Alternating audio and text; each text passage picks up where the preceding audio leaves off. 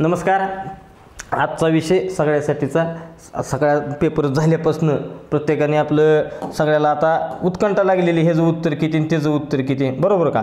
आणि त्याच्यामुळं गटकं मुख्य जे आजचा पेपर झाला 6 ऑगस्टचा, तर त्याचं विश्लेषण टाईमपास न करता पटकन चालू करू. बघा, पहिला पेपर तुमच्यासमोर आपल्यापाशी सेट आहे डी, आणि डी सेटचा हा पहिला प्रश्न अपेक्षा दिसत असेल त्याच्यामध्ये क्लिअर.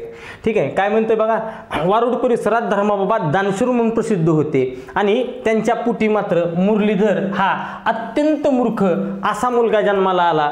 अधोरेखित शब्दासाठी योग्य अलंकारिक शब्द ओळखा असा पिक्चर दाखवलाय. अलंकारिक अत्यंत मूर्ख त्यांनी तुम्हाला दिलं. कर्णाचा अवतार कुणाला म्हणतात? कर्णाचा अवतार जी दानशूर असतो त्याला, विषय संपला. गुळाचा गणपती म्हणजे मुठ्ठ माणूस, विषय संपला. चला, अकलेचा खंदकन गाजर पारखी. गाजर पारखी म्हणजे काय असतो? ज्याला कशाचीही चांगली पारख नाही, बरोबर, त्याला गाजर पारखी म्हणतात. आणि अकलेचा खंदक म्हणजे अत्यंत मूर्ख. अकलेचा कांदा नुसताच मूर्ख. कांदा म्हणजे नुसता मूर्ख, खंदक म्हणजे निवळ मूर्ख, अत्यंत मूर्ख. योग्य पर्याय क्रमांक 3. पटकन पुढे जाऊ. आता प्रश्नाकडे नीटनीटकं बघा. प्रश्न काय म्हणतोय? संयोजन म्हणजे काय? जर तुमचा असा समज असेल पेपर सोपा आहे, तर लक्षात ठेवा, ज्यावेळेस ॲन्सर की येईल, ज्यावेळेस मार्क पडायला चालू होतील दिसायला, त्यावेळेस तुम्हाला पेपरचा अर्थ कळेल. म्हणजे जी काय नियमित पॅटर्न होते आपले MPSCचे, त्या नियमित पॅटर्नच्या बाहेर जाऊन पेपर पडला, त्याच्यामुळं तुमच्या लक्षात सुद्धा आलेलं नाही पेपर सोपा आहे का अवघड आहे. पेपर म्हणतात तसं तुम्ही सोपा फेपा नाही आहे, नीट चेक करा. का तर पर्याय निवडताना अडचणी येत होत्या आणि शब्दार्थ ही वेगळे पडलेले आहेत, बरोबर. जे पॅटर्नचे शब्दार्थ होते का, चंद्रन, सूर्यन, घोडान, हातीन, राजान, बंदच.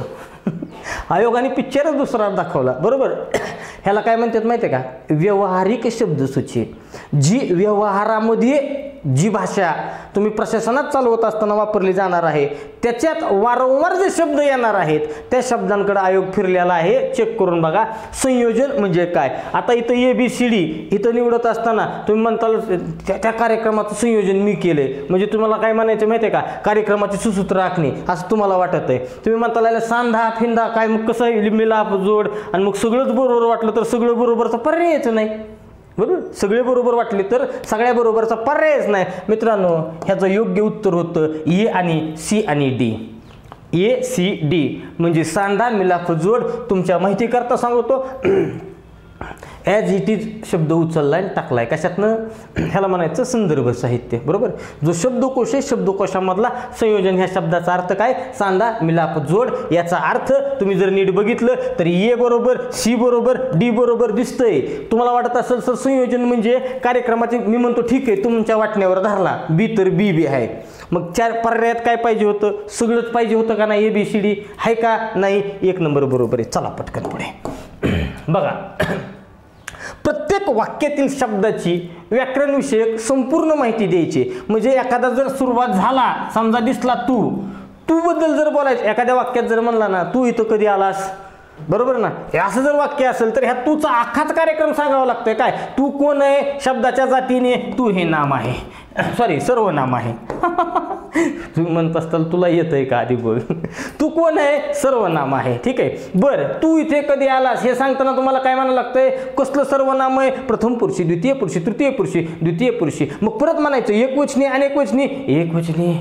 परत म्हणायचं काय? मग हे बाबा वाक्यात कोणाच्या जागेवर आला, काय आहे त्या वाक्यात, ती कोण काय काम करतोय, त्याची विभक्ती काय, हे काय, असं सगळाच विचार करायचा. याला व्याकरणाच्या दृष्टीने काय म्हणतात? याला मित्रांनो व्याकरणाच्या दृष्टीने पद परिस्फोट असं म्हणतात. वर्ण विचार नसतो, विभक्ती विचार नसतो, प्रयोग विचार नसतो. चला, लाघवी काय विशेष नाही. मी म्हणलो होतं का नाही तुम्हाला की जी म्हणली पेपर सोपा आहे त्यांचा पिक्चरच झालेला आहे. काय म्हणते बघा, लाघवी या शब्दाला समानार्थी नसलेला शब्द ओळखा. ठीक आहे. हा एक जरा थोडासा कार्यक्रम विचित्र आहे. नसलेला हा प्रश्न कदाचित रद्द होऊ शकतो. ठीक आहे.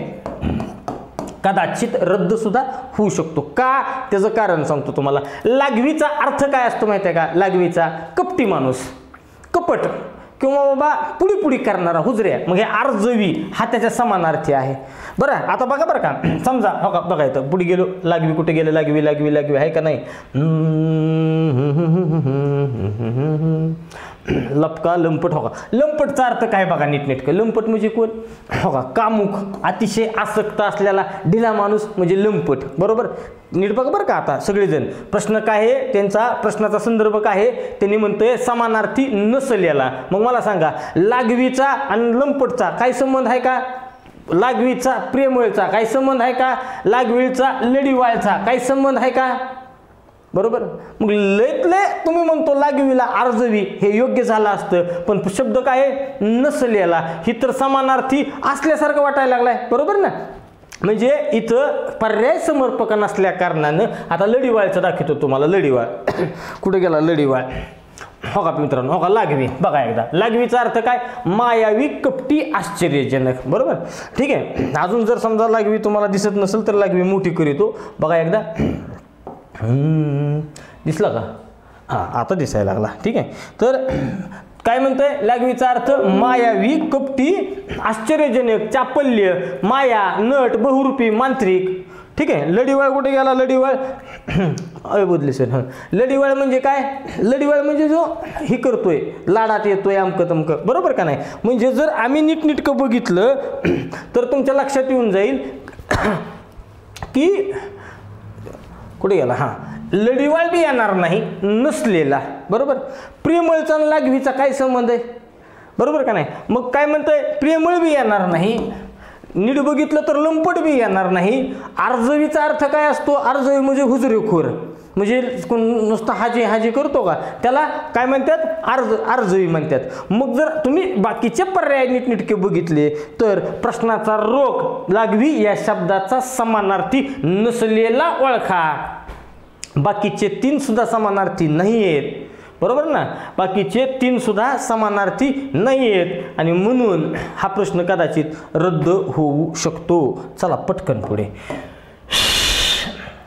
काय म्हणतोय बघा, भावकर्तरी प्रयोगाचे वाक्य ओळखा. आपला ह्याच्या आधी कितीदा तरी आपला मागच्या व्हिडिओमध्ये तुम्ही बघितलं काय, उजाडले मावळले सांजावले गडगडले मळमळले, विषय संपला. तुम्हाला फक्त ह्याच्यातलंच ओळखायचं होतं, उजाडले मावळले सांजावले. पर्याय क्रमांक 3 पटकन पुढे बघा काय म्हणते, एका भाषेतील मजकूर त्याचा आशय दुसऱ्या भाषेत आणायचा, अन्य भाषेत आणायचं. बरोबर ना, मग काय अन्य देशात देशांतर, अन्य वेशात वेशांतर, अन्य भाषेत भाषांतर. कुठे गेला, संपला विषय. पर्याय क्रमांक 4 पटकन पुढे जाऊ. बघा पुढचा प्रश्न 7वा, हसरे फूल नाही 9 आहे आपल्याला, इथं 7व्याकडे यायचं. हां बघा, वेळ लावणारा उत्तर येईल पण वेळ लागणारा प्रश्न अशा पद्धतीने बघायचं. सुपीक या शब्दासाठी विरुद्धार्थी नसलेला ओळखा म्हणते, विरुद्धार्थी नाही. बरोबर म्हणजेच काय हो, म्हणजेच काय समानार्थी सांगायचा आहे. बरोबर का नाही, बघा नीटनेटकं बघा. सुपीक नापीक आहे का, आहे. सुपीक ओसाड आहे का, सुपीक बघा.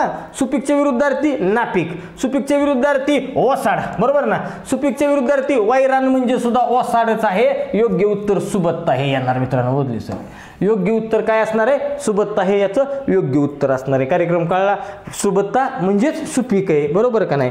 ठीक आहे, चला खाली. हे सुद्धा IMP. लय जणाला वाटलं हे प्रश्न सोपा फेपा होता, सोपा होता का चेक करा. काय म्हणतोय नीट, विरोधी अर्थ व्यक्त करणारी. मला सांगा, संवाद जिथं संवाद आहे म्हणजे बोलताव त्याच्या विरुद्धार्थ आमच्या दोघात जमतच नाही, आमच्या दोघात विसंवाद आहे का, आहे. योगी वियोगी नाही ना भाऊ, योगी ज्याच्यापाशी योग ज्याला आहे योग साधना ती योगी. बरोबर का नाही. मग योगीच्या विरुद्धार्थी वियोगी. वाटत आहे तुला पण नाही दादा.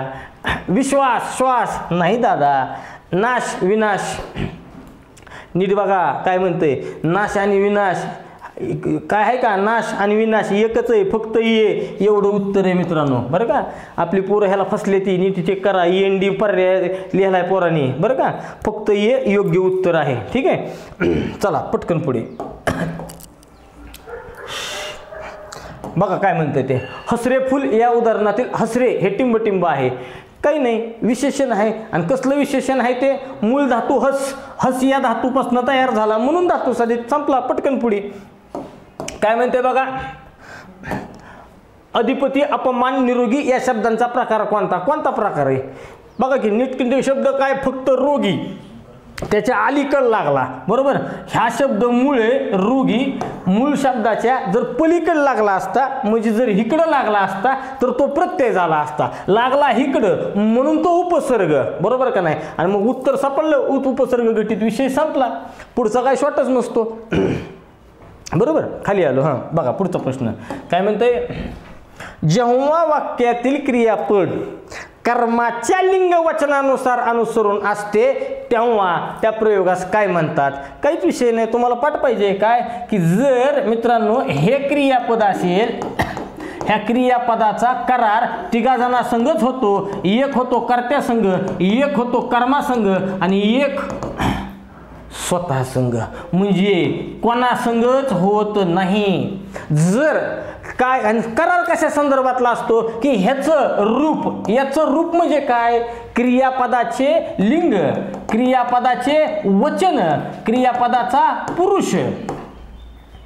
हा कोणासारखा असेल? कर्त्यासारखा असेल कर्तरी प्रयोग असतो, कर्मासारखा असेल कर्मणी प्रयोग असतो, आणि स्वतःसारखाच असतो म्हणजे ह्या दोघासारखा नसतो तोच बाह्य प्रयोग असतो. विषय कट. पटकन या इकडे बघा. मग कर्माच्या लिंग वचनाप्रमाणे म्हणता येते, बरोबर. म्हणून कर्मणी प्रयोग आहे. कुठे गेला कर्मणी प्रयोग? चला, पाणी पाजणे 1000 बाऱ्या घेतल्या, 1000 बाऱ्या चेक करा एकदा, बरोबर. पाणी पाजणे, एखाद्याने एखाद्याला पाणी पाजलं म्हणजे काय केलं? म्हणजे काय केलं, बरोबर ना. मराठ्यांनी मोगलांना पाणी पाजलं म्हणजे त्यांचा पराभव केला. पाणी पडणे, बरोबर ना. म्हणजे आता इतकं कष्ट करून तुम्ही पेपर दिला आणि परीक्षाच पुढे ढकलली, तुमच्या कष्टावर पाणी म्हणजे वाया जाणे. पाणी मुरणे, संशय घ्यायला जागा असणे, बरोबर का नाही. म्हणजे नाही, पाणी ग्रहण करणे याचा अर्थ एखाद्या संग, बरोबर ना, विवाह होणे. चला पुढे. शरयू वक्तृत्व स्पर्धेत प्रथम आली कारण तिने खूप सराव केला. वाक्य ओळखायचंय. कारण मिश्र वाक्य, विषय कट आहे, मिश्र वाक्य असणार आहे. शरयू वक्तृत्व स्पर्धेत प्रथम आली कारण मिश्र वाक्य. चला पटकन पुढे चला. हा बघा रे बाबांनो, हा सुद्धा प्रश्न फसवणारा. काय म्हणता येते? हसव बसव फसव, हसव बसव चालव. दिसतंय का? हां, ही उदाहरणे क्रियापदा कोणत्या प्रकारातील आहे? उघडे. मूळ शब्द जर हस असेल मित्रांनो, नीटनेटकं बघा. मूळ शब्द जर बस असेल आणि ह्यांना व अव अवव हे प्रत्यय लागले तर ह्यांचं रूपांतर शक्यमध्ये पण होत असतं, यांचं रूपांतर प्रायोजकमध्ये पण होत असतं. म्हणजे हे दोन्ही पर्याय इथं बसायला पाहिजेत. पण अशा पद्धतीनं जर प्रत्यय लागत असेल, अशा पद्धतीने जर यांना प्रत्यय लागून याचं रूप बनत असेल तर ते साधित क्रियापद असतं. शक्य क्रियापद आणि प्रायोजक क्रियापद हे साधित क्रियापदाचेच प्रकार आहेत. एक तर उत्तर 2च द्या, नाहीतर प्रश्न उडवा. ठीक आहे. चला, आपलं कसं उगं गडबडीत माझ्याकडनं बी एखादा शब्द मागं पुढं होऊ नये म्हणून मी 3-3दा चेक करतोय. कसं असतंय, शर्यत आहे शर्यत. जशी तुमच्यात शर्यत तशी आमच्यात सुद्धा शर्यत, बरोबर का नाही. कोणाचा पेपर आधी कोण असलं होत असते त्या गडबडीत कुठानं होऊन जातात, तसं होऊ नये, बरोबर. म्हणून सुद्धा थोडं लक्ष द्यावं लागेल. काय म्हणतोय बघा नीट गती. बहुवाचक नामांचा योग्य पर्याय ओळखा. बघा, बहुवाचक नाम ओळखायचे. काय विषय आहे का? हां, गिरी, गिरी, आई, ई, बरोबर ना. यत्व पण ताई वा गिरी की, हेच योग्य उत्तर आहे. इकडे जाताल हिमालय, सह्याद्री, सातपुडा, आरवली विशेष नाम आहेत ते. इथं येताल सोने, तांबे, चांदी, लोखंड हे कसली सामान्य नामं. त्यात प्रकार कोणता? मटेरियल नाउन म्हणजे कसली पदार्थवाचक नामं. हरी, वामन, लक्ष्मण, नारायण विशेष नामं. चला पटकन. हां हो का, हे काय उघड आहे, किती जणांना अवघड आहे कधी गेला. हां, निळ्या रंगाचे एक रत्न म्हणजे काय? निळकंठ. आता पोरांचं उत्तर इथं कुठं गेलं असेल बऱ्यापैकी. उघड आहे निळकंठ. पण लक्षात ठेवा, जी 9 रत्न होती त्या 9 रत्नातनं एक रत्न होतं इंद्रनीळ. बघा पोरांनो, बघा नीटनेटकं काय म्हणतंय ते. दिसतंय का? थोडं मोठं करतो, थोडंसं मोठं करतो. ओके, म्हणजे तुम्हाला बी पटलं पाहिजे, बरोबर का नाही. उगं काहीतरी नाही तर म्हणताल सर चल थोड्या वेळ तू बाजूला बस बाळा. ओकेच आता दिसत असेल. आईला इतकं करून बी दिसणार का, कुठं जातो कुठं मग तू. हां ए बघा रे पोरांनो काय म्हणते नीटनेटकं ते. बघा काय जी का नाही आपल्याकडं महारत्न आणि उपरत्न असे 2 प्रकार. त्यापैकी प्राचीन ग्रंथात कोणते कोणते, हिरा, मोती, प्रवाळ, गोमेद, इंद्रनील, वैदुर्यू, पुष्कराज, पाचू आणि माणिक ही 9 महारत्ने मानलेली ती. आणि मग त्याचनुसार एक आहे किंवा निळ्या रंगाचं एक रत्न कोणतं होतं, इंद्रनीळ एक म्हणून रत्न होतं. चला पटकन पुढे टाइमपास नको. काय म्हणतोय त्यांनी प्रकार काय टाकलाय बघा. अलंकार ओळखायला सांगितलंय तुम्हाला. अलंकार काय म्हणते, अलंकार भिंत कचली कलथून खांब गेला. बघा बरं का, भिंत खचायला लागली, खांब कसा कलथून गेला, जुनी पडकी उद्ध्वस्त धर्मशाळा. ॲज इट इज वहीमध्ये तुमच्या नोट्समध्ये आहे दिलंय बरोबर का नाही. आणि तिच्या कवलारी बसूनी पार वातो, खिन्न निरस एकांत गीत गातो. ती त्या पडक्या भिंतीवर पडलेल्या पारव्याच्या हुबेहूब कृतीचं बरोबर ना, हालचालीचं बारीक टिप्पण केलं म्हणून ती स्वभावोक्ती अलंकार आहे. तुम्ही म्हणत असताल चेतना गुणोक्ती. थांब गडबड करू नको, तुझं चाफा बोले ना चाफा चाले ना हे चेतना गुणोक्ती असेल का. अरे ते कसं हलन ती बरोबर ना. अचल किंवा अचेतन वस्तूवर कशाचं, चेतनाचा म्हणजे सजीवाचा आरोप केला असता तर तुझं चेतना गुणोक्ती असतं. म्हणजे तुम्ही काय की औचित सुख आले ठोठावीत दार. म्हणजे तुम्हाला काय म्हणतात, सुख अचानक आलं दार ठोठवायला लागलं. सुख कसं येईन ला का, सुख वस्तू आहे का, तिच्यावर सजीवाचा आरोप आहे. किंवा अलगत डोके उचलती घरे काळोखाच्या उशी उरणी. म्हणजे काय, जणू काय घरं झोपल्या ती आणि ती उशी कोणती आहे, काळोख म्हणजे उशी आहे आणि ती उठल्यात आणि डोकं, तू घरावर सजीवाचा आरोप करायला लागला, ती चेतना गुणोक्ती. ही तर योग्य उत्तर स्वभावोक्ती. चला बघा पटकन काय म्हणते. लोभाजीरावाने जास्त जमीन प्राप्त करण्यासाठी खूप धावाधाव केली आणि अतिलोपाने त्याचा मृत्यू झाला. समर्पक ही वळखायची, मन वळखायचे. अति तिथं माती. विषय संपला. पर्याय क्रमांक 3. हा एक प्रश्न बघण्याजोगा आहे. थंडा फराळ. कारण नीटनेटकं बघितलं तर पर्यायामुळं कन्फ्यूज होतंय. बघा नीट. थंडा फराळ या म्हणीचा समर्पक वापर असलेली वाक्यरचना. त्याच्या आधी थंडा फराळ म्हणजे काय आपण बघू. थंडा फराळ सांगत असताना आपल्याला काय सांगावं लागतंय की बाबा हो का थंडा फराळ बोलले सर. तुम्ही जर मोरावळंबे बघितले असतील, तुम्ही तीच बघितलेली असतील. काय म्हणते थंडा फराळ म्हणजे की बाबा खायला न मिळाल्याने, बरोबर ना. काय म्हणतोय, खायला न मिळाल्याने घडलेला उपवास म्हणजे थंडा फराळ. बरोबर, म्हणजे उपाशीच राहणं ना बाबानो. बरोबर. आता मला सांगा, जर उपाशीच राहणं हा पर्याय असेल तर नीटनेटकं बघा. रात्री पाहुण्यांना थंडा फराळ देऊन झोपिवले. म्हणजे तुम्ही असं म्हणताय पाहुण्याला उपाशी झोपिवले. बरं, आपण मान्य करू. सकाराम नेहमीच थंडा फराळ करतात. सखा रोजच कसा उपाशी मरण र, बरोबर ना. मी म्हणतोय ती सखा रोज कसा उपाशी मरण, म्हणजे सखा तर नाही, ह्या नेहमीमुळे मी टाळला. राम घरी उशिरा आला, कारण आहे उशिरा आला म्हणून आईने काय त्याला थंडा फराळ देऊन झोपिवले. म्हणजे उशीर झालाय त्याला म्हणून ते हे मान्य करेन मी थोड्या वेळ. हे थंडा फराळ झाला म्हणून काय खायचा नाही का. आता हिने इथला थंडा फराळ हा शब्द कसा वापरलाय. थंडा फराळ झाला म्हणजे तुम्ही पोहे 6 वाजता केलेले, 7 वाजता केलेले, 9 वाजता गेला आणि ते गार झाले म्हणून हे बसत नाही. आणि मग आता अशा ठिकाणी पर्यायावरून जावं लागतं आणि माझ्या बुद्धीला ए आणि सी हा पर्याय योग्य वाटतो. ओके, चला. खऱ्या अर्थानं ह्या प्रश्नावर ऑब्जेक्शन सुद्धा होते बरं का परत. कारण त्यांचे अर्थ आणि ते ही बी बसलं पाहिजे ना, उगाच काय.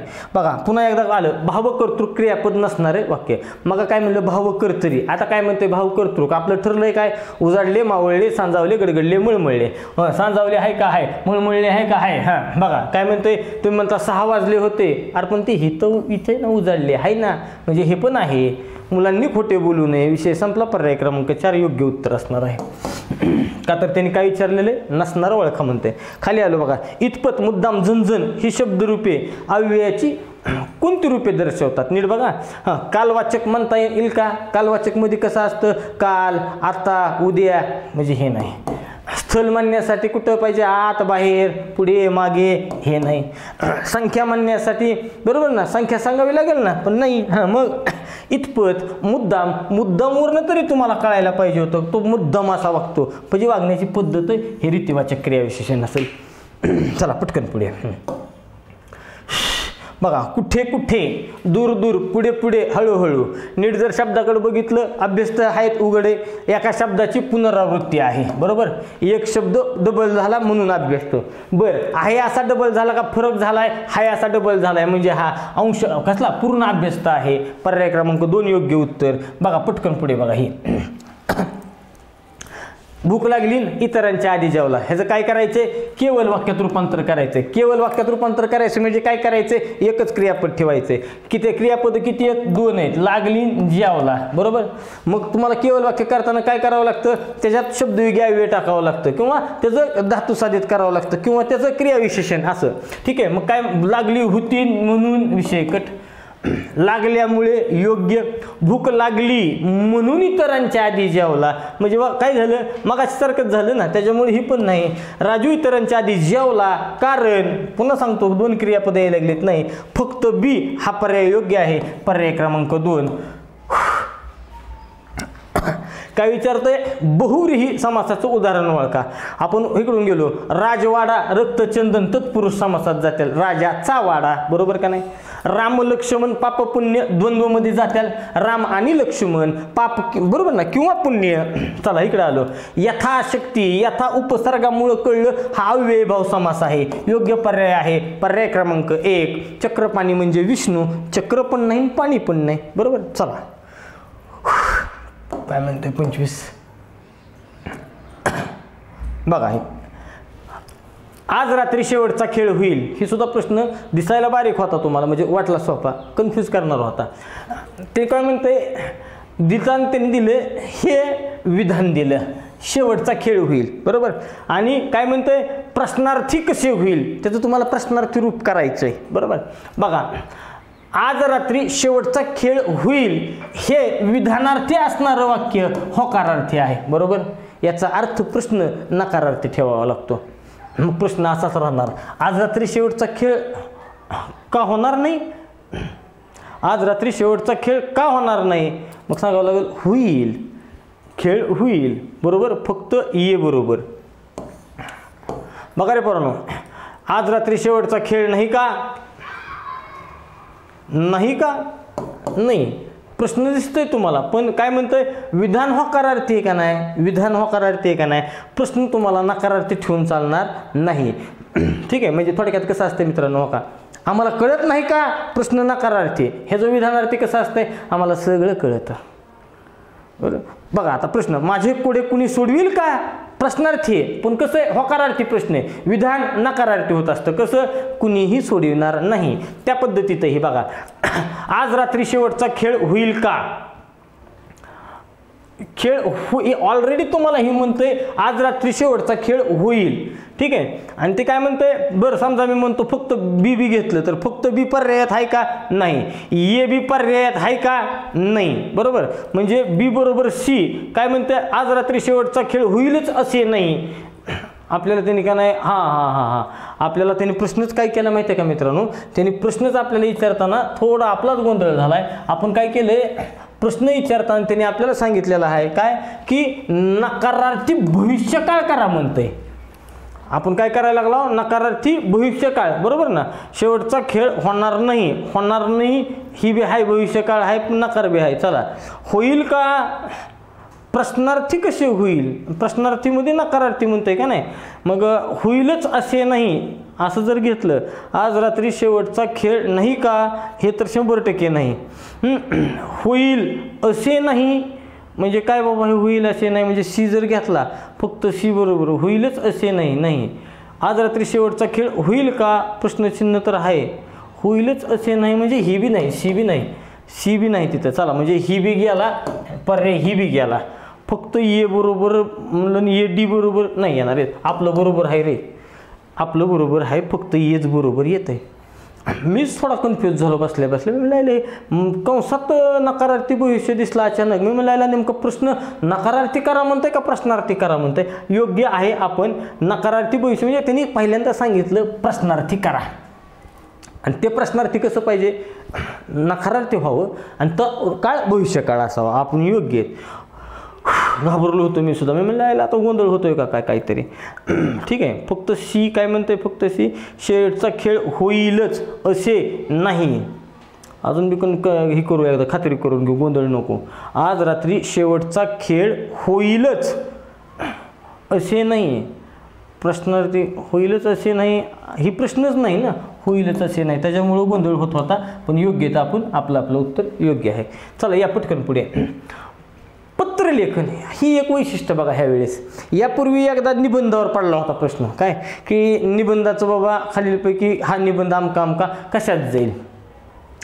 आता त्यांनी पत्रात मला आणलेलं आहे. ठीक आहे, काय म्हणते बघा, दिलेल्या पर्याय उत्तरातून पत्रलेखनाचं वैशिष्ट्य असलेला पर्याय निवडा. पत्र कसं पाहिजे, बरोबर. आता काय म्हणते बघा, ते दिलेल्या विचाराला अनुसरून साधक बाधक विचार मांडणे. बरं, साधक बाधक विचार मांडणे पत्रात साधक बाधक काय म्हणते खाली बघा, म्हणजे हा नाही. अय बोधले दामाने की बाळा. काय म्हणते बघा खाली, योग्य व निवडक विचारांची आकर्षक व सुसंगत चालू आहे का, हां, आकर्षक आणि सुसंगत योग्य निवडक विचार. अरे काय निबंध लिहितो का, उगीच पल्लाळ न लावता आवश्यक तेवढ्याच गोष्टींचा उल्लेख करणे असू शकतंय. पण नीटनेटकं बघा खाली, लेखी दिलेल्या निरोपात आपले मनोगत नेमक्या शब्दात मांडणे. नीटनेटकं बघा, गोंधळे काय म्हणते ती, अजून एकदा ती म्हणतंय तुम्हाला पत्र लेखनाचं वैशिष्ट्य. मग पत्र लेखन आहे का नाही, म्हणून ती म्हणते की बाबा पत्र तुम्ही काय कशासाठी लिहित असता, पत्र काही ना काही निरोप पुढे पोचवायचं आहे ना, बरोबर का नाही. म्हणून मला वाटतं 4 नंबर पर्याय योग्य असेल. ठीक आहे, की कसं असावं, नेमकं असावं आणि पुढे ती लिखन स्वरूपात असावं. ठीक आहे, म्हणून तर आपण पर्याय क्रमांक 4 अशा पद्धतीने हे करत आहोत. चला पटकन पुढे बघा. कडून करवी द्वारामुळे योगेप्रमाणे ही कोणत्या विभक्तीची अव्यये आहेत. उघड आहे, कडून करवी म्हणले की तृतीय विभक्ती असते. चला, एकच उद्देश एकच क्रियापद शुद्ध वाक्य केवल वाक्य. कुठे गेला शुद्ध केवल, संपला विषय. मिश्रमध्ये संयुक्तमध्ये 2-2 क्रियापद असतील आणि गौण वाक्य हे मिश्र वाक्याचाच पोटप्रकार, म्हणजे मिश्र वाक्यातले 2तला 1 वाक्य असेल. ठीक आहे, चला पटकन पुढे. 29 दुश्मन या शब्दाचा समानार्थी नसलेला म्हणजे दुश्मनचा विरुद्धार्थी सांग. कोण आहे, उघड आहे. काय असलो, दुश्मन म्हणजे अरी, रिपू, वैरी, दुश्मन, ही सगळी त्याचे समानार्थी झाले. हो का, कलह. आता ही जरी समानार्थी नसल, बरं का, दुश्मनचा समानार्थी नसल, मग काय म्हणायचं, विरुद्धार्थी नसल, पण पर्यायाप्रमाणे चालावं लागेल. त्याने तुम्हाला विचारलं समानार्थी नसलेला, मग हा कलह हा एकच आहे, त्याच्या समानार्थी नाही, बाकीचे सगळे समानार्थी आहेत. ओहो, अबब, बापरे, आहा, अरेच्या, आश्चर्य दाखवतात. बरोबर. चला पटकन पुढे. काय म्हणतोय बघा, पुढीलपैकी केवळ वाक्य ओळखा. ही तर एक गोंधळ आहे बरं का. ठीक आहे, बघा, मोसमी वारे वाहू लागतात आणि पावसास सुरुवात होते. संयुक्त म्हणजे हा नाही. सुसर पाण्यात जावी तशी, जशीन तशी जुडी आहे म्हणून नाही. आदिवासी जंगलात शिकार करून कंदमुळं शोधून खात असतात. बरोबर आहे, हेच उत्तर असणार आहे. खाली काय नाही, जरी तरी आलं, त्याच्यामुळं हे पण नाही. काय कन्फ्युजन नाही. दुसरं वाक्य आहे ते कन्फ्युजनचं, ह्याचं उत्तर उघड केवळ वाक्य. ठीक आहे, चला पुढे. क्रिया केव्हा, कुठं, कसं, कधी, किती वेळा क्रियाविशेषण असतात. चला, हां, IMP हजारदा आपण सांगत होतो बरं का. आयोग आघात रहित विचारलाच, आणि हेच उदाहरण देत होतो मी. शब्द, हां बघा, शब्द, पण ह्याला प्रत्यय लागला, उच्चार बदलतोय. हरिमुखे म्हणा, काय म्हणताल, पुण्याची गणना कोण करेल, बरोबर. पण MPC ही टिंब इथली ओळख आहे, पुण्याची ओळख आहे, फरक आहे. पुण्य आघात आहे, पुण्या आघात नाही. हा अशा पद्धतीनं आघातासाठी खेळायचा होता प्रश्न आणि तुम्हाला लक्षात यायला पाहिजे होतं. मग पुण्य कन्या वन्य आघात आहे म्हणजे हा रहित नाही. मान्य धन्य कल्याण आघात आहे म्हणजे हा नाही. तुम्हाला विचारले ज्याच्यात आघात येत नाही योग्य सी आणि डी हे दोन पर्याय योग्य आहेत. सी आणि डी कुठे आहेत सी आणि डी पर्याय क्रमांक 4 याचं उत्तर असलं. चला पुढीलपैकी कोणता शब्द इंग्रजी भाषेतून आलेला नाही. पेपर तिकीट पगार बटवा जुगार बरोबर. हापूस पेरू कुठनं पोर्तुगीज. चला अंग मेहनतीने पैसे मिळवून अंगाची मेहनत करून मग काय माणसं म्हणत नाहीत का काय बाबा तुमचं नोकरीत बरे आहेत आमचं हातावर पोट म्हणजे काम करल तवा पोटाला हातावर पोट 1 नंबर पर्याय योग्य आहे. ठीक आहे नाही बोलली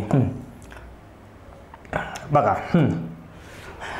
लय दिवसांनी आयोग पुन्हा एकदा वळला असल्याकडे बरं का. नाहीतर आयोग असलं मदत केलं तर त्याने रौप्य वळकान अमृत वळकान हिरक वळकान हे बरोबर लक्षात ठेवायचं तुम्ही. दिसतंय का मोठं करा बोधले सर घ्या करा मोठं. हो का मित्रांनो ऐ बोधले लगा हां दिसतंय का. नोट्सचं पहिलंच पान आपण ह्याने ठेवलं होतं हिंदू सण सणावाळ्याने आणि ह्याने हिंदू महिनं लक्षात ठेवा. कोणत्या महिन्यात कोणतं सण येतात कोणत्या सणाला मराठी नावं काय आहेत ती लक्षात ठेवावं लागतं. आयोग त्याच्याकडे जात होता 2010 आधी. आता आयोगाने बऱ्यापैकी बघितलं नव्हतं पण पुन्हा चालू केलं. 25 म्हणजे रौप्य असतं ज्याला तुम्ही सिल्वर जुबली म्हणता. 50 म्हणजे सुवर्ण असतं ज्याला तुम्ही गोल्डन जुबली म्हणता. 60 म्हणजे हिरक असतं ज्याला तुम्ही कसलं डायमंड जुबली म्हणता. आणि 75 म्हणजे तुमचं अमृत महोत्सव असतं जे आता स्वातंत्र्याचं सुद्धा आपल्या 15 ऑगस्टला असणार आहे. त्याला तुम्ही प्लॅटिनम जुबली म्हणायचं असतं. आणि 100 म्हणजे शताब्दी महोत्सव असतो त्याला तुम्ही कसली म्हणतात काहीतरी चला कसली तरी जुबली म्हणायचं त्याला सेंच्युरियन असेल सेंच्युरियन. ठीक आहे नाही तर म्हणता लिहायला येत नाही नका काही नाही इंग्लिशचं येते मराठीचं येते की. बघा रे पोरांनो काय म्हणते दिशाभूल ही सुद्धा दिशाभूल करणारा प्रश्न होता. का तर त्याचं कारण सांगतो. तुम्ही इथं काय म्हणताल दिशाभूलचा अर्थ काय.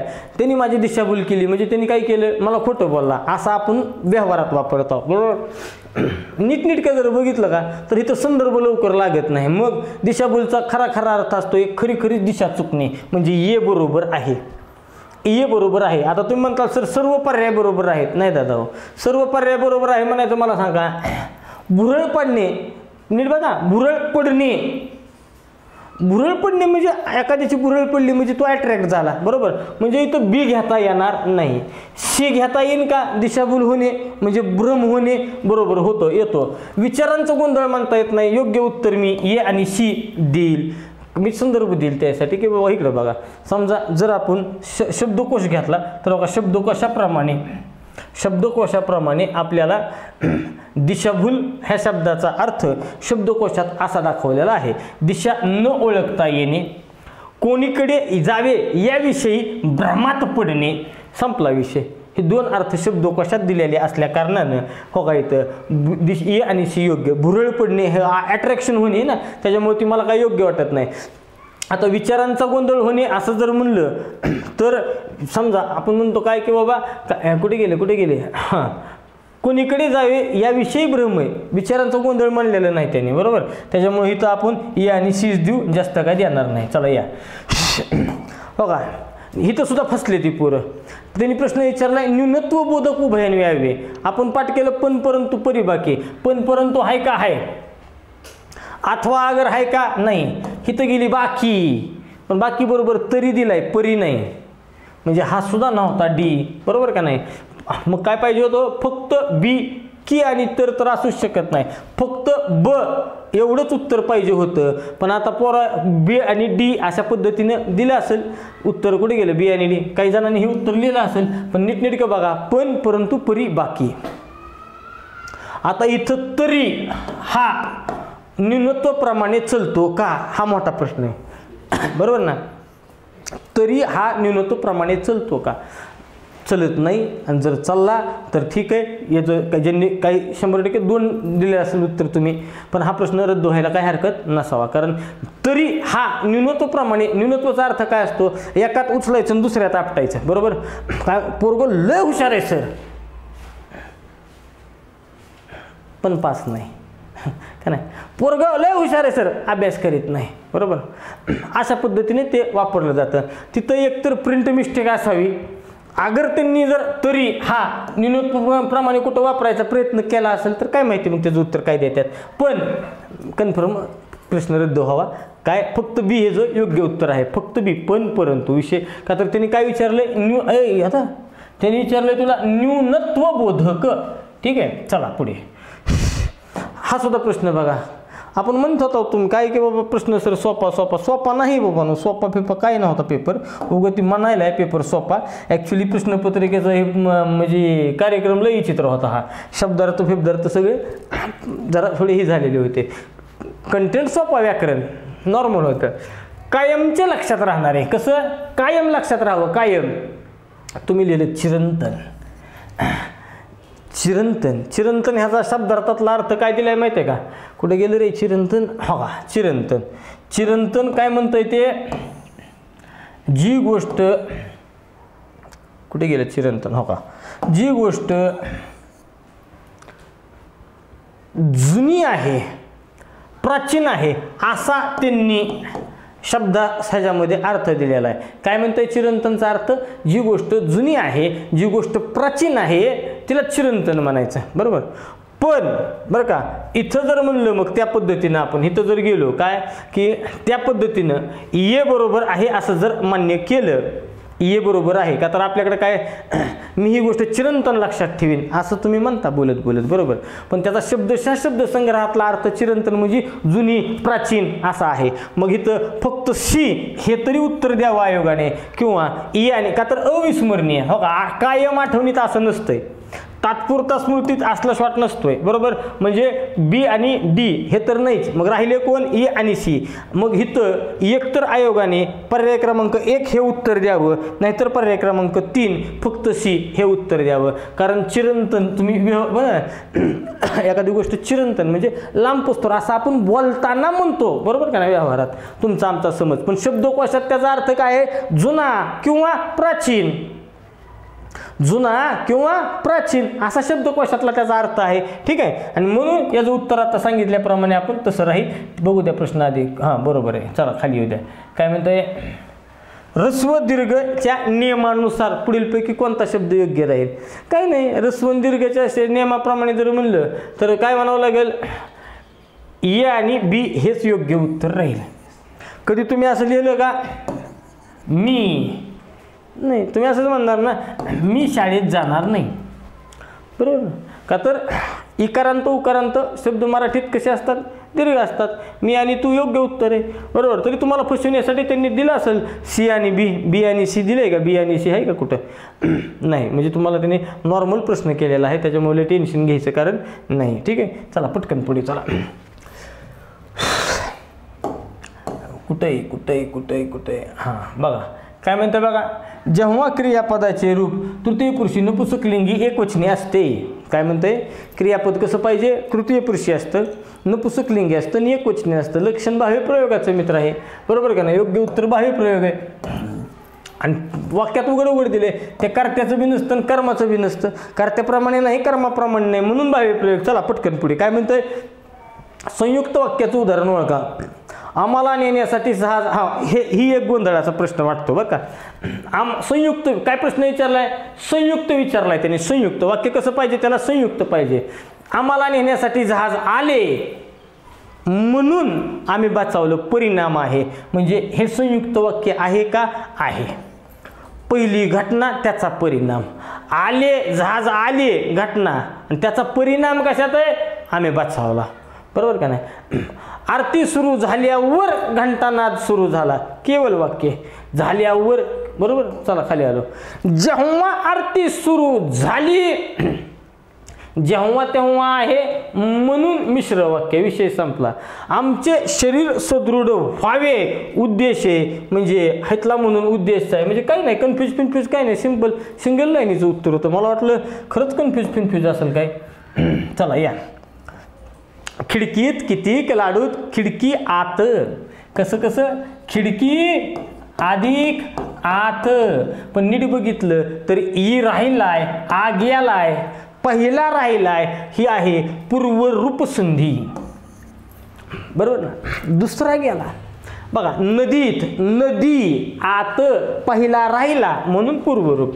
संयुक्त वाक्य नसलेले वाक्य ओळखा, संयुक्त वाक्य नसलेले. ठीक आहे बघा, लोक आपली स्तुती करत किंवा निंदा करत, संयुक्त आहे, बरोबर, म्हणजे हे नाही. रात्र फार झाली होती परंतु, पण परंतु परिबाकी, बरोबर का नाही, म्हणजे हे काय, हे सुद्धा संयुक्त आहे. न्यूनत्वनी जोडले ना, न्यूनत्वनी जोडलेली वाक्य संयुक्त असतात, म्हणजे हे बी नाही. जेव्हा तेव्हा मिश्र वाक्य आहे, हेच उत्तर आहे. किशोरने खूप अभ्यास केल्यामुळे हे केवळ वाक्य आहे, म्हणजे हे सुद्धा नाही. बघा, संयुक्त वाक्य नसलेला निवडायचं होतं. मग आता नीटनेटकं बघा मित्रांनो, त्यांनी काय केलंय, थांबा मला सांगू द्या, हीच प्रश्न मी म्हणलं होतं. हो का, लक्ष द्या रे बाबांनो. जेव्हा आणि तेव्हा आलंय, त्याच्यामुळे हे वाक्य काय, मिश्र वाक्य, बरोबर. आणि हे किशोरने खूप अभ्यास केल्यामुळे तो परीक्षेत उत्तीर्ण झाला, हे वाक्य काय आहे, केवळ वाक्य. आणि मी मगापासून म्हणायचो का गोंधळ गोंधळ, तेव्हा का हितं आहे बघा गोंधळ. मला वाटायचं ह्याच्या आधीच्या वाक्यात, पण हितं गोंधळ आहे. ते प्रश्न काय केला त्यांनी तुम्हाला करताना, प्रश्न केला संयुक्त नसणारं वाक्य ओळखा. ही दोन तर संयुक्त उघड उघड आहेत का, तर इथं काय वापरलंय त्यांनी, तुमचं विकल्पबोधक उभयान्वयावे. इथं काय वापरलंय त्यांनी, न्यूनत्वबोधक उभयान्वयावे, बरोबर. म्हणून ही दोन संयुक्त आहेत. पण इथं काय झालं, तुमचं जेव्हा तेव्हा आला, त्याच्यामुळे हे वाक्य मिश्र झालं, बरोबर ना. आणि हे प्लेन केवळ वाक्य झालं, म्हणजे हे तरी कुठं संयुक्त आहे ना. म्हणजे आपण म्हणतो ती बरोबर, 3 आणि 4 संशयास्पद म्हणजे वेगळे असल्या कारणानं हा सुद्धा प्रश्न काय करण्यात यावा, रद्द करण्यात यावा. चला, हे पॅटर्नमध्ये आलता. एकाच काळातले समकालीन म्हणजे एला 3, एला 3 असणारं पर्याय किती इथं, एकच आहे, उत्तर हीच असेल. पुष्कळ ऐकलं, बहुश्रुत 2 आहे का, 2 आहे. चला, वर्णनच करता येत नाही ते अवर्णनीय 4, अय बोधले, सीला 4 आहे, सीला 4 आहे का, आहे. आणि मुले बाळे नाहीत, निपुत्रिक. चला, कार्यक्रम ओकेच, पटकन पुढे. कुठं आहे भाऊ, खाली येतो. तोंडी लावणे या शब्दाचा समास ओळखा. सगळ्याला तोंडपाठ असतात. कोणते कोणते, अग्रेसर, युधिष्ठिर, पंकेरुह, सरसीज. कर्तरी प्रयोग, कर्मणी प्रयोग. ह्यांचा प्रयोग कोणता, अलुक तत्पुरुष. त्याचं मराठी उदाहरण कोणतं, तोंडी लावणे. पर्याय क्रमांक 2, आई वडिलांनी मुलांना मायेने वाढवावे किंवा वाढविले. क्रियापदावरून प्रयोग ओळखायचे, वाढवावे किंवा वाढविले. तृतीय पुरुष नपुंसकलिंगी एकवचनी, बरोबर ना. कसं म्हणायचं ते, वाढवावे, कशाला, विद्यार्थी क्रियापद आहे, बरोबर का नाही. अजून नीटनेटकं काय, विद्यार्थी जर वाढवावे, विद्यार्थी जर क्रियापद असेल तर फक्त कर्माकडे बघायचं असतं तुम्ही एकदा. कर्म आहे का, आहे. कर्म कसं आहे, प्रत्यय सहित आहे, बरोबर का नाही. म्हणजे काय म्हणायचं की प्रत्यय लागला आहे ना, 1,00,000% बाह्य प्रयोग आहे. आणि कशाला हो का, दोघाला, आई वडिलांनी, बरोबर. कर्त्याला बी आहे, कर्माला बी आहे, उत्तरेचं बाह्य प्रयोग आहे. पर्याय क्रमांक 4, फास्ट पुढे चला. रामकृष्ण हरी. पियुष या शब्दाचा विरुद्धार्थी शब्द ओळखायचा. सुधा, पियुष, अमृत. पियुष म्हणजे कोण आहे, अमृत. ह्याच्या विरुद्धार्थी काय असं, विष. पर्याय क्रमांक 4. चला, अर्जुनाला मासा दिसला. दिस धातू सकर्मक का आक्रमक, आक्रमक असतो. असल्या वाक्यामध्ये भानगड काय असते, करता कुठेतरी मध्ये असतो. दिसणारा कोण आहे, मासा, बरोबर. मग मासा जर असेल, बरोबर ना, दिसणारा कोण, मासा. तुम्ही म्हणता सर अर्जुन करताय, नाही भाऊ, नाही नाही नाही नाही. अर्जुनाने मासा पाहिला, आता अर्जुन करताय. पण अर्जुनाला दिसला, दिसणारा कोण, मासा. मासा झाला करता, म्हणून हा कर्तरी प्रयोग आहे मित्रांनो. म्हणून हा कर्तरी प्रयोग आहे, ते अकर्मक कर्तरी. बघा, त्याच्यासाठी 1000 रुपये ही देखील मोठी रक्कम आहे. कोणत्या प्रकाराची आहे, नीटनेटकं बघा. ही एक वाक्य गोंधळाचं, इथं आयोग गोंधळ करू शकतो. पुन्हा सांगतो का, तर आयोगाची धारणा वेगळी आहे. काय म्हणतोय, हे उघड उघड आहे. क्रियापदात नाही हा शब्द नाही, म्हणून हे नकारार्थी नाही, आज्ञार्थी असू शकत नाही. राहिला प्रश्न होकारार्थी आणि विधानार्थी, बरोबर. आता अशा प्रकारच्या वाक्यामध्ये आजपर्यंत आयोगाने काय केलेलं आहे सांगतो तुम्हाला, नेहमी स्वतःला बदलत नेलेलं आहे. काय असतंय वाक्याच्या प्रकारामध्ये की एकतर ते विधान असतं, नाहीतर तो प्रश्न असतो, नाहीतर तो उद्गार असतो. 3 बरोबर. हे विधान कधी होकारार्थी असते, कधी नकारार्थी असते. हे विधान कधी होकारार्थी असते, कधी नकारार्थी असते. आता इथं त्याचे 1000 रुपये काय मोठी रक्कम, ही 1000 रुपये ही देखील त्यासाठी मोठी रक्कम आहे. इथं पहिल्यांदा उत्तर याचं विधानार्थी द्यावं लागेल आणि त्या विधानामधले जो उत्तर होकारार्थी द्यावं लागेल. ठीक आहे, अशा पद्धतीने. आणि यापूर्वीही आयोगाने असले गोंधळ घातलेले आहेत, तरी शक्यतो आयोग अशा ठिकाणी जास्तीत जास्त होकारार्थीकडे सरकवतो. ठीक आहे, होकारार्थी म्हणजे इथं उत्तर आयोग काय देईन, आयोग दिन होकारार्थी. चला पुढे. ॲक्च्युली ते स्टेटमेंटच आहे बरं का, आणि ते होकारार्थी स्टेटमेंट आहे. मी विधानार्थी दिलं असतं पण मी आयोगाचं सांगतोय तुम्हाला. बघा, पत्राची वैशिष्ट्ये काय असावी, पुन्हा अजून पत्रावर आणून सोडलं बघा मगासारखं. काय म्हणतोय बघा, पत्रात स्पष्टता असावी का, असावी. अचूकपणा असावा का, असावा. सुटसुटीतपणा असावा का, असावा. नम्रतेचा आणि पत्राचा काय संबंध आहे. कलेक्टर तुम्हाला पत्र पाठवताना नम्र राहील का, खरं आहे का नाही. म्हणजे नम्रतेचा काय संबंध आहे, भाषा सभ्य असावी, उद्धट नसावी, नम्रता असावी. नम्रतेचा काय संबंध आहे. तुम्हाला खवळायचं असेल तर मग त्यांनी असं हात जोडून आम्हाला वाटतं ते सांगतो मी की बाबा स्पष्ट असावं, अचूकपणा असावा. सुटसुटीतपणा सुद्धा काही संबंध नाही. सुटसुटीतपणाचा काही संबंध नाही का, ती काय निबंध आहे का. 2 ओळीचं पत्र असतं, 2 ओळीचं, संपला विषय, काही नसतंय. म्हणजे मी सांगितलं असतं बाबा ए आणि बी बरोबर, बरोबर. मला काय सुटसुटीतपणा खरा वाटत नाही, त्याच्यामुळे मी सांगितलं असतं ए आणि बी बरोबर. ठीक आहे, जायचं पुढे. 52 कुठे गेला 52. काय बाबा, व्यतिरेकवाचक. व्यतिरेकवाचक काय नाही हो का, शिवाय खेरीज विना, विषयी संबंधवाचक म्हणजे ती नाही. म्हणजे हो का, विना वाचून परत आहे, आत बाहेर मागे स्थल, विषय संपला. ए आणि शी बरोबर, पर्याय क्रमांक 1 बरोबर. चला पटकन पुढे चला. गेला होता, क्रियापदाचा प्रकार किरकोळ आहे. गेला क्रिया होता, 2 शब्द आहेत. क्रिया कशाची, फक्त जाण्याची. फक्त जाण्याची असेल तर एकच क्रिया 2 शब्दातनं दाखवित असेल तर ते तुमचं कसलं क्रियापद आहे, संयुक्त क्रियापद आहे. पर्याय क्रमांक 3. चला पुढे चला.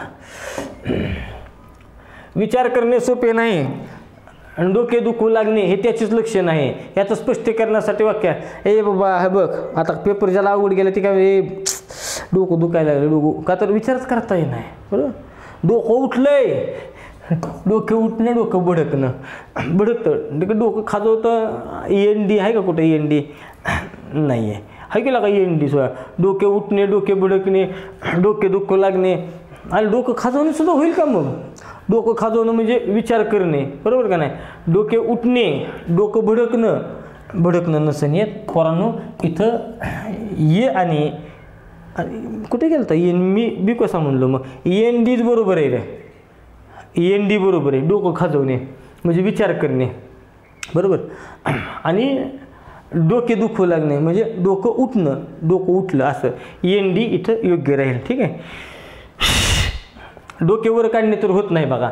ठीक आहे, डोके भडकण्याचा अर्थ वेगळा आहे. डोकं भडकणं म्हणजे मला वाटतं राग येणं, त्याचं डोकं भडकलं म्हणजे राग येणं असं असेल. END बरोबर आहे. ठीक आहे, माझं सुद्धा चुकवू शकतं, बरं का पोरांनो, माझं सुद्धा चुकवू शकतं. तर बरं, जगात कुणी इतकं परिपूर्ण नसतंय. ठीक आहे, बघा, प्रज्ञाच्या आठवणीने आईचे डोळे पाणावले. क्रियापद ओळखा, पाणावले. पाणावलेमध्ये मूळ कोण शब्द, पाणी. पाणी काय आहे, नाम आहे. आणि जर पाणी नाम असेल, नामापासून क्रियापद झालं म्हणून नामसाधित क्रियापद. पर्याय क्रमांक 1 उत्तर इथं आहे. एकंदरीत पेपरचं सर सांगत असताना असं सांगावं लागतं, वरून जरी दिसायला सोपा असला तरी अटेम्प्ट करायला जड असा हा पेपर होता. गोष्ट दुसरी, पॅटर्न आयोगाने अशा पद्धतीचं आयोग काय करतो की स्वतःला एकदा बदलतो. पण ह्याचा अर्थ घाबरून जाणे अशातला होत नाही, कारण म्हणजे दरवेळेस असंच असेल अशातला भाग नाही. एक परंपरा चौकट ठरलेली असते, त्या पद्धतीने आयोग पळत असतो. आणि मनापासून शुभेच्छा. जरी मार्क येऊ द्या नाही येऊ द्या, काय होऊ द्या तुमचं, तुम्ही फक्त एक गोष्ट लक्षात ठेवा, टार्गेट करा तुमचा दुसरा पेपर चांगला आहे, आणखीन ताकदीने उतरा. ठीक आहे, आणखीन एकदा जर काही चुकत वगैरे असेल, एखादा शब्द फिब्द, तर नक्की माझ्या लक्षात आणून द्या. स्क्रीनवर नंबर आहे, आपण लगेच सुधारणा करू. ठीक आहे, भेटू पुढच्या पेपरला. धन्यवाद.